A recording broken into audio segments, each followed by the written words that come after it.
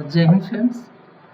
आज हम पढ़ने जा रहे हैं the last lesson and today we are discuss about the lesson and this is the first chapter of the 12th pros.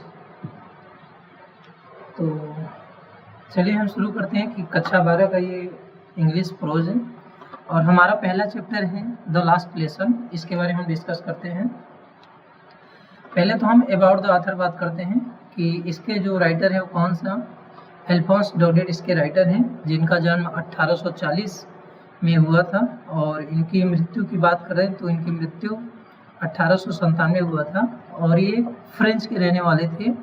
एक उपन्यासकार है, नॉवलिस्ट मतलब होता है उपन्यासकार है, एंड शॉर्ट स्टोरी राइटर। ये एक उपन्यासकार और कहानी लेखक हैं। तो इन्होंने जो कहानी लिखा है द लास्ट लेसन, ठीक है। लास्ट लेसन का मतलब होता है कि हमारा अंतिम पाठ। ये किस पे आधारित है? इट्स सेट, ये आधारित है किस पे? In the days. ये उन दिनों की बात है, उन दिनों पे आधारित है जब फ्रांस और पर्सियन अभी जो हमारा कंट्री है वो जर्मनी है, जिसको हम पर्सियन नाम इसमें तो जर्मनी अभी बोलते हैं। उस समय हमारा वार चल रहा था किसके?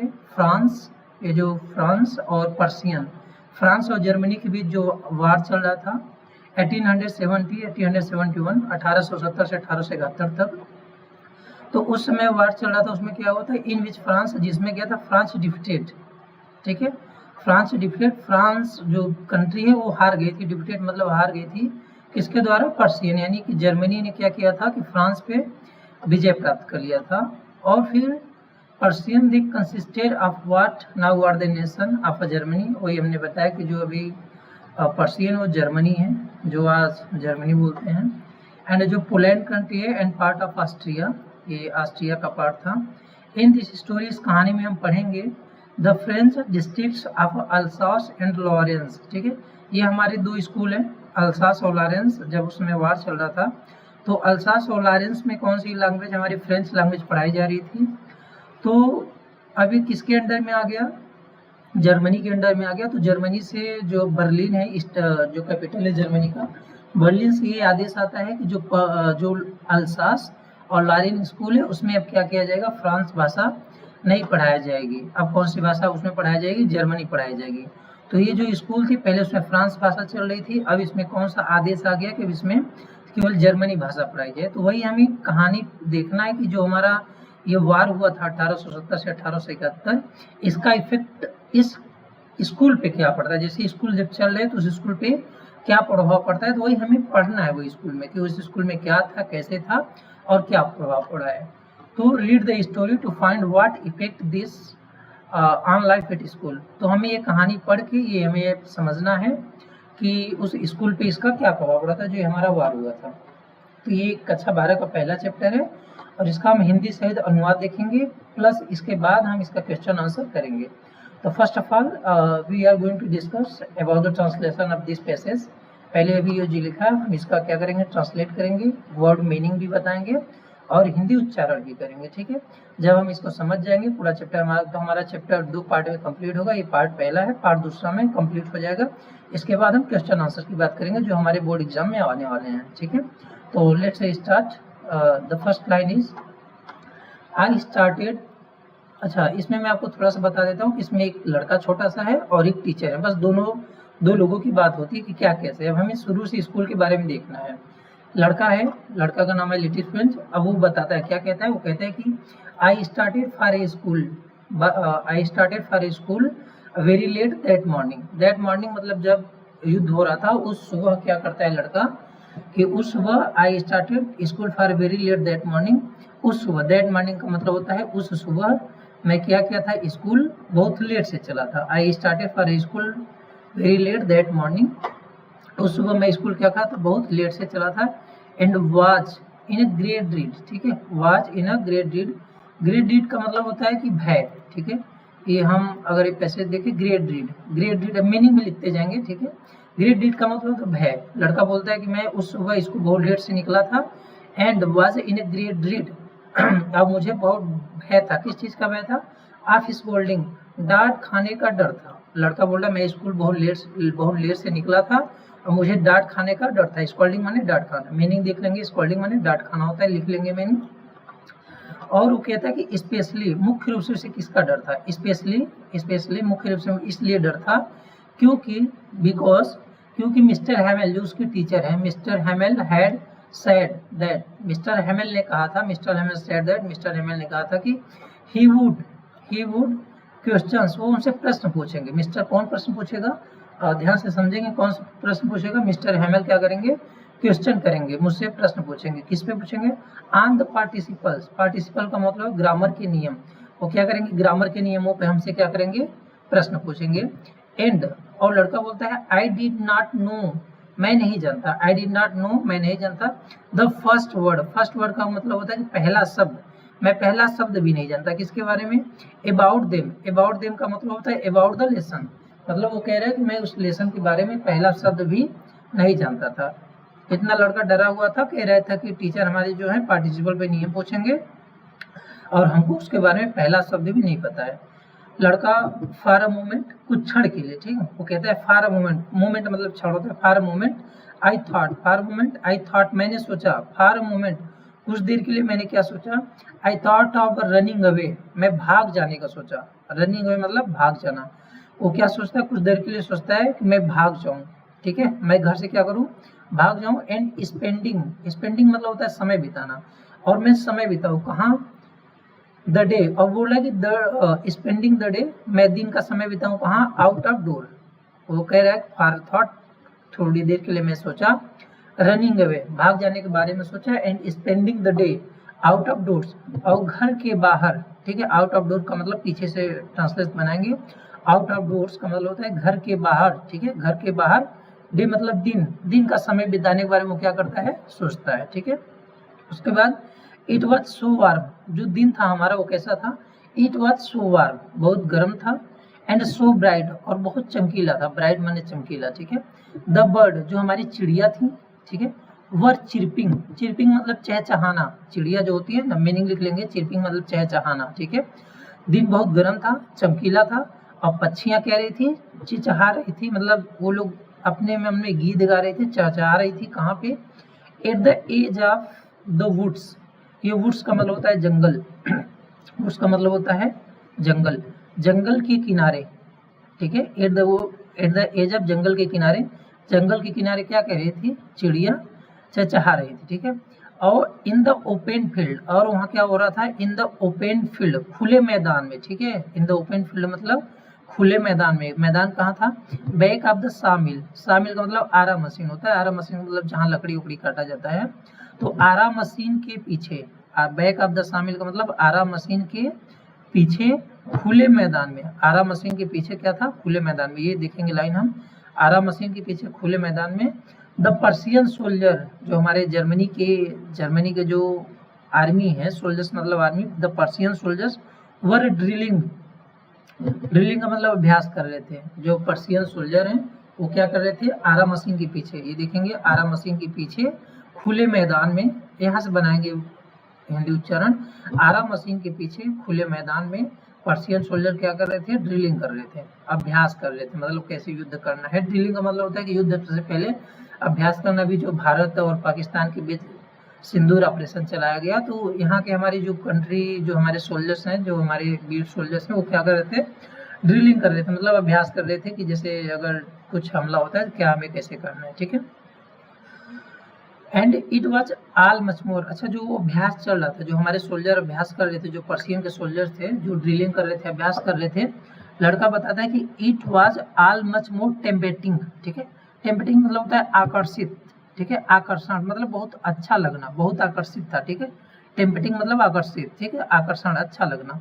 वो कह रहा है it was all much more tempting than the rule of participle, participle के नियम से, ठीक है, पार्टिसिपल के नियमों से, जो पार्टिसिपल के नियमों से टेम्पेटिंग मतलब अच्छा था, it was all much more, ठीक है, all much more tempting than the participles rule, ठीक है, पार्टिसिपल के नियमों से, देन ये कंपैरेटिव डिग्री है, जब हम दो चीज में कंपेयर करते हैं तो पार्टिसिपल के नियमों से कहीं ये ज्यादा आकर्षण था, कहीं ये ज्यादा आकर्षण था, पार्टिसिपल के नियमों से कहीं ये ज्यादा आकर्षण था। लड़का बताता है कि पार्टिसिपल के नियमों से कहीं ज्यादा अच्छा था, ठीक है।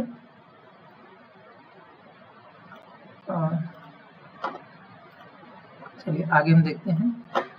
फिर बट लड़का वहां खड़ा होकर देख रहा तो बता रहा था कि जो वो अभ्यास कर रही थी वो क्या पार्टिसिपल के नियमों से कहीं ज्यादा आकर्षित था।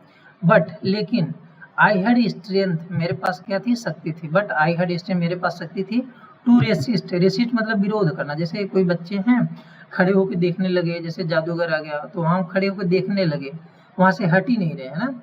तो लेकिन ऐसा इसके पास नहीं था। वो कह रहा है कि आई हैड स्ट्रेंथ, मेरे पास क्या थी, स्ट्रेंथ थी, शक्ति थी, रेसिस्ट विरोध करने की, कि मैं अपने मन को कंट्रोल में कर लूं, विरोध करने की मेरे पास क्या थी, शक्ति थी।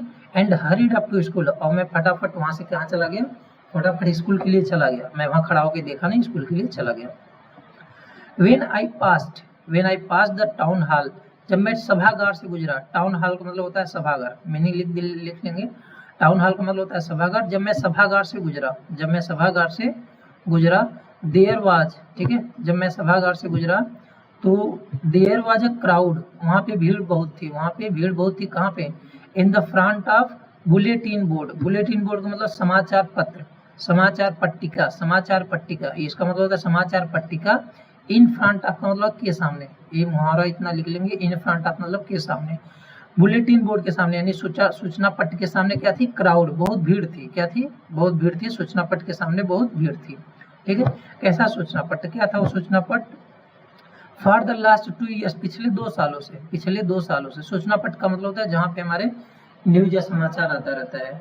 फॉर द लास्ट 2 ईयर, पिछले 2 सालों से, ऑल ओवर बैड न्यूज, पिछले 2 सालों से all over bad news had come from there, पिछले 2 सालों से हमारे जितने भी बुरे समाचार हैं वो यहीं से आया करते थे। जैसे कैसे समाचार, द लास्ट बैटल्स, हारे हुए युद्ध, बैटल्स का मतलब होता है युद्ध, वार युद्ध, हारे हुए युद्ध।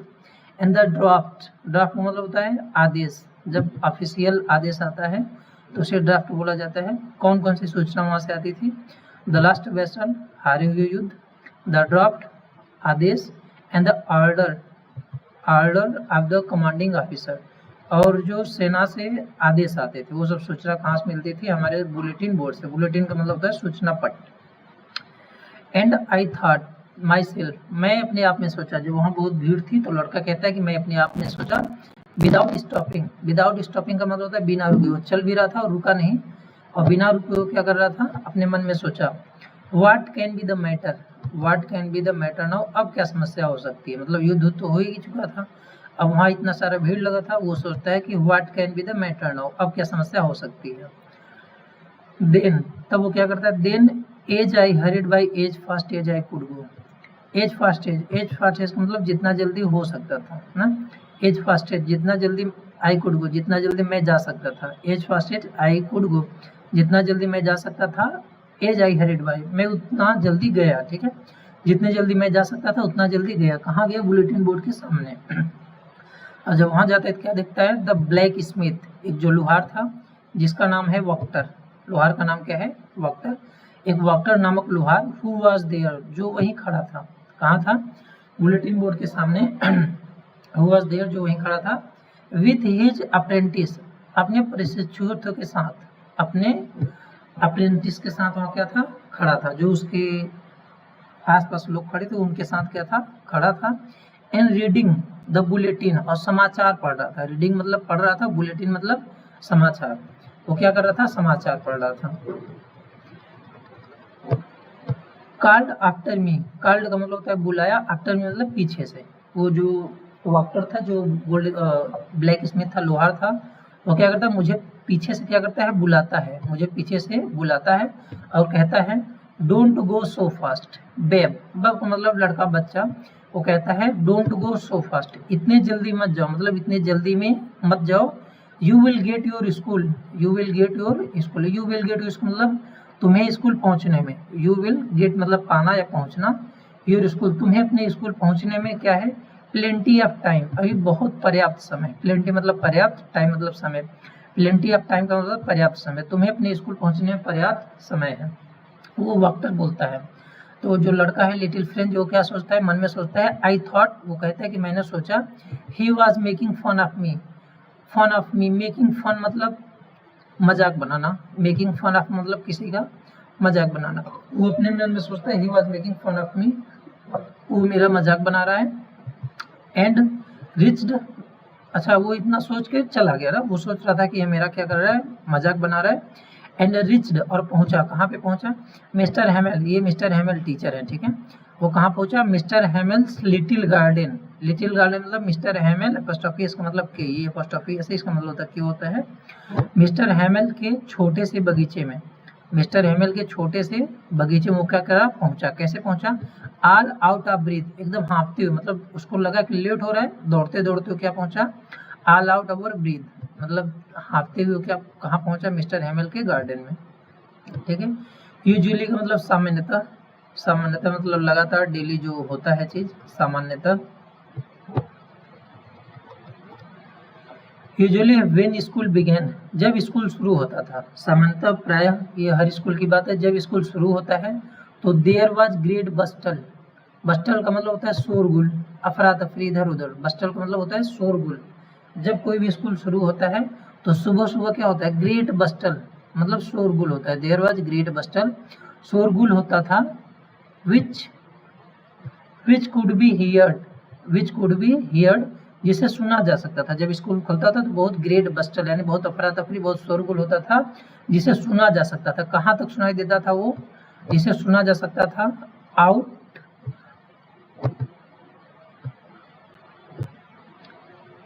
आउट इन द स्ट्रीट, जिसे गलियों में सुना जा सकता, उस शोर को गलियों में सुना जा सकता था। कैसा शोर, किस टाइप का शोर आता था जब स्कूल खुलता था, the opening and closing of desk, मेज को बंद करना खोलने की आवाज, मेज को बंद करने और खोलने की आवाज, और किसकी आवाज, lesson repeated in unison, unison मतलब एक साथ, यूनिसन मतलब एक साथ, एक साथ, रिपीटेड मतलब दोहराना, एक साथ पाठ को दोहराने की आवाज, और किसकी आवाज आती थी, एक साथ पाठ को दोहराने की आवाज आती थी। वेरी लाउड, बहुत तेज गति में, ठीक है, बहुत तेज आवाज में पाठ को दोहराने की आवाज। With our hands over the ears, with our hands over the ears मतलब our hands over the ears, अपने कानों के ऊपर दोनों हाथों को रखकर, ठीक है, अपने कानों को दोनों हाथों पे रखकर, to understand better, to understand better, अच्छा यहाँ से अर्थ देखेंगे, टू अंडरस्टैंड बेटर, अच्छा समझने के लिए, अच्छा समझने के लिए अपने हाथों को कानों पे रखकर, अच्छा समझने के लिए अपने हाथों को कानों पे रखकर, तेज आवाज में, तेज आवाज में एक साथ पाठों को दोहराने की आवाज, ठीक है। टू अंडरस्टैंड बेटर, अच्छा समझने के लिए अपने कानों को दोनों हाथों को रखकर एक साथ तेज गति में पाठ को दोहराने की आवाज। And the teacher's great ruler rapping on the table, and the teacher's great ruler, great ruler का मतलब होता है छड़ी, रूलर का मतलब होता है छड़ी, और टीचर के ग्रेट रूलर यानी भयावह छड़ी, जो टीचर छड़ी लिए रहते हैं, टीचर के छड़ी का rapping on the table, rapping मतलब टकराना, टेबल पे क्या करना, टकराना, मारना, rapping on the table, teacher के छड़ी का टेबल पे टकराना, ये सब क्या होती थी, आवाज होती थी जब स्कूल खुलता था। लेकिन लड़का कहता है but now it was also still, but now का मतलब लेकिन अब it was also still, so still का मतलब एकदम शांत था, सो स्टिल का मतलब शांत था, मीनिंग लिख लेंगे, सो स्टिल मतलब शांत। I had counted on the commotion to get to my desk without being seen, लड़का वहां स्कूल पे पहुंचता है, वो क्या कहता है, I had counted on the commotion to get my desk without being seen, बिना किसी के देखे, बिना किसी के देखे, to get my desk without being seen, वो लड़का क्या कहता है, सोचता है कि बिना किसी के देखे मैं अपने डेस्क पे क्या करूं, पहुंच जाऊं, बिना किसी के देखे मैं क्या करूं, पहुंच जाऊं। I had accounted on the commotion, commotion मतलब उस शोरगुल के बीच, ठीक है, उस शोरगुल के बीच लड़का क्या सोचता है कि मैं बिना किसी के देखे, विदाउट बीइंग सीन, बिना किसी के देखे, गेट टू माई डेस्क, मैं अपने क्या करूं, डेस्क के पास पहुंच जाऊं।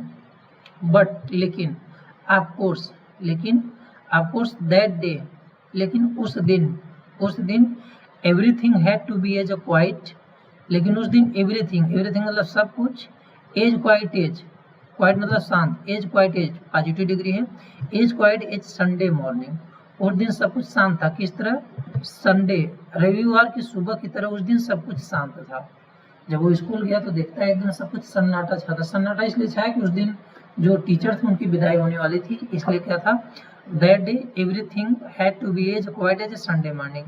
उस दिन रविवार की सुबह की तरह सब कुछ क्या था, एकदम शांत था। And through the window, through मतलब से होकर, विंडो से होकर, खिड़की से होकर, आई सा माई क्लासमेट्स, क्लासमेट मतलब होता है सहपाठी, आई सा मैंने देखा, मैंने देखा, आई सा माई क्लासमेट्स मैंने अपने सहपाठियों को देखा। हु ऑलरेडी, ऑलरेडी मतलब पहले से ही, इन देयर पैलेस, जो प्लेस जो अपने पहले से ही अपने स्थानों पर बैठे थे। ऑलरेडी मतलब पहले से ही, देयर माने अपने, और प्लेस मतलब स्थान, जो पहले से ही अपने स्थान पे क्या थे, बैठे हुए थे। वो लड़का खिड़की से देखता है कि हमारे जो फ्रेंड है वो पहले से अपने स्थानों पर बैठे हैं। एंड मिस्टर हैमेल, और mister Hamel walking up and down, walking up and down मतलब इधर उधर, अप एंड डाउन मतलब ऊपर नीचे नहीं, इधर उधर। और मिस्टर हैमेल जो टीचर है वॉकिंग अप एंड डाउन, इधर उधर घूम रहे हैं। कैसे घूम रहे हैं, विथ हिज टेरिबल, टेरिबल मतलब भयावह, भयानक, with his terrible iron ruler, अपने भयावह लोहे की छड़ी को, ठीक है, अपने भयावह लोहे की छड़ी को, अंडर हिज आर्म, अपने बाह के नीचे, अंडर हिज आर्म मतलब अपने बाह के नीचे, लोहे की छड़ी को, टेरिबल मतलब डरावना लोहे की छड़ी को, ठीक है, अपने डरावने लोहे की छड़ी को, अंडर हिज आर्म अपने हाथों के नीचे दबाकर, वॉकिंग अप एंड डाउन इधर उधर क्या करते थे, घूम रहे थे। वॉकिंग अप एंड डाउन इधर उधर घूम रहे थे। जब लड़का पहुंचता है स्कूल तो वो देखता है एकदम सब कुछ शांत था, और वो जब खिड़की से देखता है तो उसके दोस्त क्या थे, पहले से ही क्लास में बैठे हुए थे। और जो उसके टीचर थे मिस्टर हेमन, वो क्या थे, वो अपने टेरिबल भयावह छड़ी लेके इधर उधर घूम रहे थे, ठीक है। एंड वो कहता है I had to open the door, मुझे दरवाजा खोलना था। वो दरवाजे पे खड़ा है, अंदर से एकदम सन्नाटा छाया है।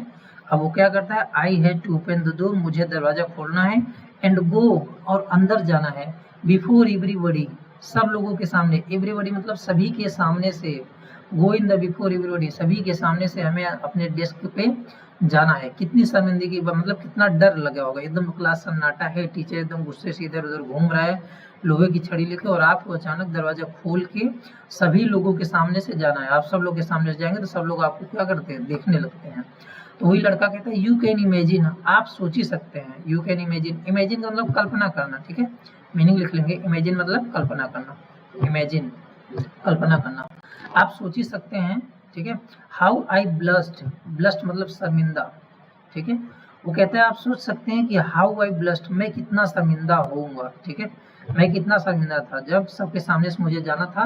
तो आप सोच ही सकते हैं कि मैं कितना शर्मिंदा था। And how frightened I was, frightened मतलब डरा हुआ, ठीक है, और मैं कितना डरा हुआ था। आप सोच ही सकते हैं कि मैं जब सबके सामने से जा रहा था, तो आप सोच ही सकते हैं मैं कितना डरा हुआ था। You can imagine how I blast and how frightened I was, मैं कितना शर्मिंदा और कितना डरा हुआ था, ठीक है। बट नथिंग हैपेंड, लेकिन ऐसा कुछ नहीं हुआ जैसा वो सोच रहा था। बट नथिंग, नथिंग मतलब कुछ नहीं, हैपेंड मतलब होना, हैपेंड मतलब हैपेनिंग, हैपेंड मतलब होना, लेकिन ऐसा कुछ नहीं हुआ जैसा वो डर रहा था कि लोहे की छड़ी लेके घूम रहे हैं, लेकिन ऐसा कुछ नहीं है। बट नथिंग हैपेंड, ठीक है। The little friend was thinking that my teacher is walking up and down with the terrible iron ruler, so he was thinking I have to be punished, मुझे क्या होगा, दंड मिलेगा। But nothing happened such things, ऐसा कुछ भी नहीं हुआ। मिस्टर हेमेल सामी, लड़का कहता है कि मिस्टर हेमेल जो मेरी टीचर है, मिस्टर हेमेल सामी, सामाने देखना, उन्होंने क्या किया, मुझे देखा, उन्होंने मुझे देखा। एंड माने और, एंड माने और, सेड वेरी काइंडली, ये काइंडली मीनिंग, काइंडली मतलब होता है दया पूर्वक, बड़े दया भाव से, बड़े एकदम मधुर आवाज में बोला, बड़े मधुर आवाज में क्या कहा, बोला, गो टू योर प्लेस, अपने स्थान पे जाओ, गो टू योर प्लेस, अपने स्थान पे जाओ। लेकिन कैसे, क्विकली, जल्दी से अपने स्थान पे जाओ बेटा, क्या बोलते हैं हम लोग, क्विकली मतलब जल्दी से अपने स्थान पे जाओ, जल्दी से अपने स्थान पे जाओ। लिटिल फ्रेंड, छोटे से लिटिल फ्रेंड, छोटा से बच्चे, जल्दी से अपने क्या करो, बड़े स्थान पे जाओ। वी वर बिगनिंग, बिगनिंग मतलब शुरू करना, शुरू करना, शुरू करना, बिगनिंग मतलब शुरू करना। टीचर बोलते हैं वी माने हम, शुरू करने वाले थे, बिगनिंग मतलब शुरू करने वाले थे। विदाउट मतलब के बिना, यू माने तुम्हारे, बिना तुम्हारे ही हम क्या करने वाले थे, शुरू करने वाले थे। टीचर बोलते हैं हम बिना तुम्हारे ही क्या करने वाले थे, शुरू करने वाले थे, जल्दी से जाओ अपने स्थान पे बैठ जाओ, ठीक है। The teacher Mr. Hamel was going to start to teach the last lesson of French language. तो वही कह रहे हैं कि बेटा we are going to start without you. So let's go and take your place quickly. Because we have to start our last lesson.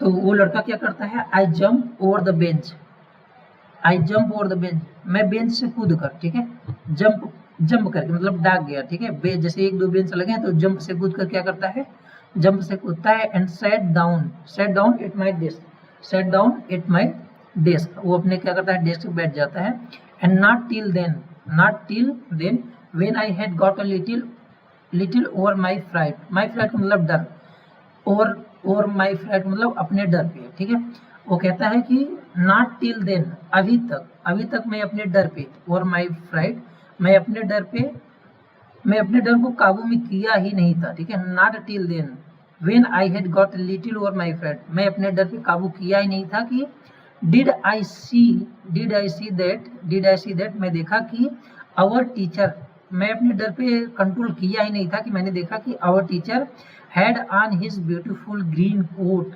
Had on मतलब पहनना, ठीक है, मैंने देखा कि मेरे टीचर क्या थे, पहने हुए थे, क्या पहने हुए थे, हिज ब्यूटीफुल ग्रीन कोट, वो अपना हरा कोट पहने हुए था, अपना हरा सा कोट पहने हुए थे, एंड हिज फील्ड शर्ट और वो हरा सा कोट और अपना झालरदार, फील्ड मतलब झालरदार शर्ट पहने हुए थे, जो उनका शर्ट थे उसमें क्या थे, झालर उलर लगा हुआ था, वो झालरदार अपना शर्ट पहने हुए थे, ठीक है, बैटरी में डाउन, तो जल्दी से खत्म करते हैं, फिर हम पार्ट 2 में पढ़ेंगे।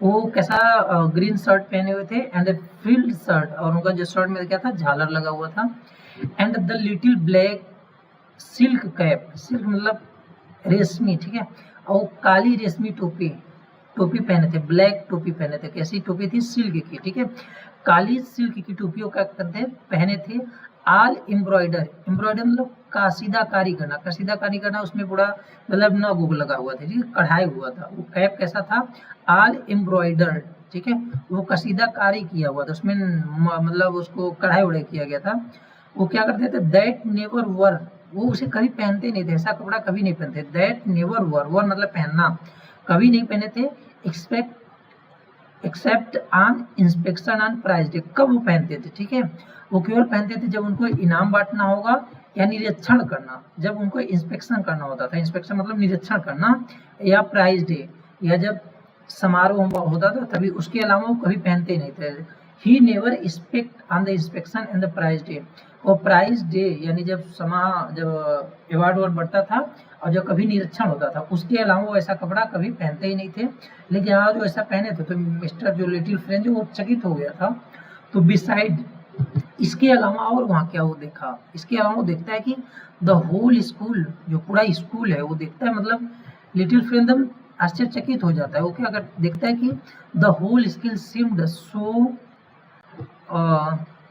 स्ट्रेंज, पूरा स्कूल क्या था, एकदम विचित्र लग रहा था, भाई उस दिन विदाई होने वाली थी, सारा स्कूल क्या था, एकदम विचित्र था, एन सोलेमन, एकदम सारा स्कूल एकदम विचित्र, एकदम एकांत था, सब लोग एकदम शांतिपूर्वक बैठे थे, ठीक है, तो चलिए बस यही तक करते हैं, इसके बाद हमें पार्ट 2 पढ़ना है, ठीक है, अभी हमारा बस पार्ट 2 में खत्म हो जाएगा ये चैप्टर, ठीक है, तो इसके बाद हम पार्ट 2 जल्दी से कवर कर लेंगे, आज यहीं तक करते हैं, बैटरी डाउन हो गई है, तो ठीक है, यहाँ तक हमने देखा, ये लड़का है लिटिल फ्रेंच, ठीक है, ये लिटिल फ्रेंच है, ठीक है, ये छोटा सा है, ये क्या करता है कि ये कभी स्कूल जाता नहीं था, लेकिन ये उस दिन स्कूल गया जब टीचर की विदाई होने वाली थी, तो यही सारी कहानी बताता है कि यार क्या कैसे हुआ था, ठीक है, वह स्कूल जाता है और उस दिन विदाई होने वाली थी, सारे लोग एकदम शांत था, स्कूल पूरा सन्नाटा था, अब जो मिस्टर हेमल थे उनका आज लास्ट दिन था, वो आज छोड़ के चले जाते हैं, ठीक है, इसके बाद हम अगला पार्ट 2 में पढ़ेंगे, तो सभी को जय हिंद जय भारत, मेरे साथ जुड़े रहिए, और हम कक्षा 12 की हमारी जो इंग्लिश है प्रोज है, हमने पहले प्रोज स्टार्ट किया है, इसको हम पूरा एक line by line Hindi translation देखेंगे, वर्ड मीनिंग देखेंगे, जिसमें जो आपकी समस्या है आप कमेंट करके पूछ सकते हैं, अगर कोई पढ़ाने में समस्या है, हिंदी अर्थ नहीं समझ में आ रहा है, मीनिंग अगर जो नहीं आ रहा है आप कमेंट कर देंगे, जो भी प्रॉब्लम होगा हम उसको देख लेंगे, और आप हमारे साथ जुड़े रहिए, क्लास को देखते रहिए, पूरा सिलेबस कवर किया जाएगा, क्वेश्चन आंसर भी लिखाया जाएगा। निश्चिंत होकर हमारे साथ जुड़े रहिए। जय हिंद, जय भारत। अगला हम इसके बाद देखते हैं, ठीक है, ओके। अच्छा, मैं बता दूं, ये हमारे लिटरे वो हैं मिस्टर हेमंत, ठीक, ये अपना लास्ट चैप्टर है, ठीक है। तो सभी को जय हिंद, जय भारत। मिलते हैं अगली वीडियो में, और चैनल को लाइक एंड सब्सक्राइब